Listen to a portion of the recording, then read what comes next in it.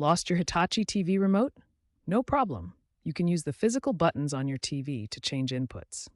Most Hitachi TVs have physical buttons located on the back, side, or bottom of the TV. Here you can see the side of a Hitachi TV with clearly labeled buttons including Input, Menu, Volume, Channel, and Power.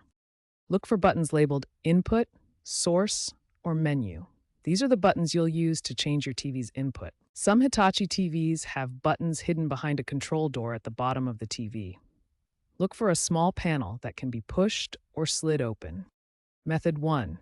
If you find an input or source button, press it repeatedly to cycle through all available inputs.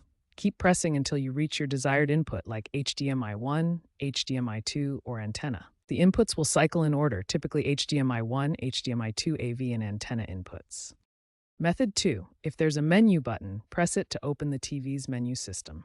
Navigate to Settings or Options, then find the Input Source selection. Here's what an input source menu typically looks like. You can see different HDMI inputs and other connection options that you can select from. Important note, some newer TV models are designed without physical input buttons to streamline the design. If you can't find any buttons on your TV, you'll need to use alternative methods. If your TV lacks physical buttons, you have several alternative methods. First, if your smartphone has an infrared blaster, you can use it as a remote control. Download a remote control app like Remote for Hitachi TV from your app store.